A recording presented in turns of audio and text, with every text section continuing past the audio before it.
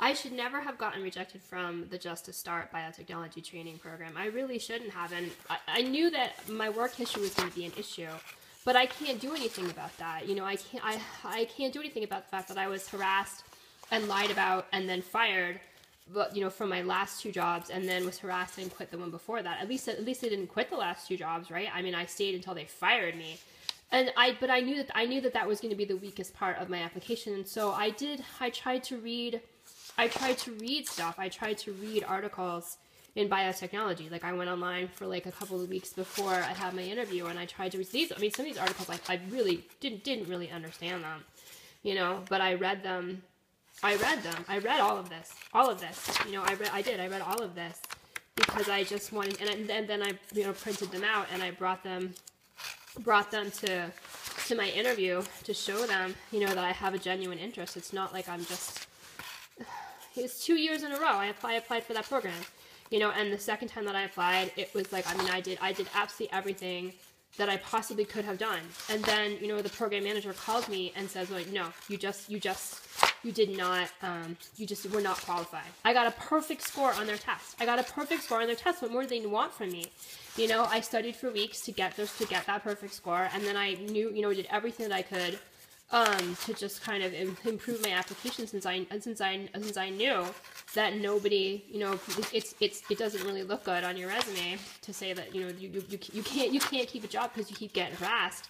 But it was just, you know, no, we don't. Basically, the guy was actually, you know, almost rude to me on the phone. He was just like, he's like, we had a lot of applicants and you're not qualified. You just don't have the qualifications that we're looking for. I'm sorry, you know, a perfect score on your test, you know, showing that I'm interested 2 years in a row. You know, it's just, I mean, it was like that there. This last place where I talked to them, they really were not all that interested in having me there. You know, I could tell that they were no code. I couldn't find anything that would be like no code for these articles. You know, I did what I could. This one seemed interesting, so I read that. It was also the easiest one to understand. The other ones were so difficult to understand. Of course, I didn't really. I mean, I kind of got the general idea from you know, everything that I read, but some of it was really hard to understand. You know, this, I'd have to read this again to kind of even remember what that's about. But yeah, you know, I mean, stuff that I'd never heard of before. Obviously, these equations don't mean anything to me because I'm just not there. I don't really know any of that stuff. This I thought was really important, you know, but I don't know. I mean, it's just, and I you know, and my presentation was good. You know, I gave them this stuff, you know, my application, everything in a folder or a binder like this.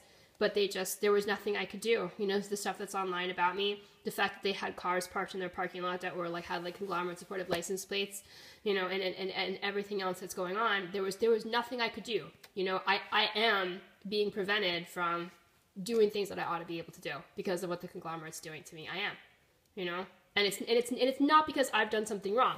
Look, you know, women are kept out of pretty much everything. They are.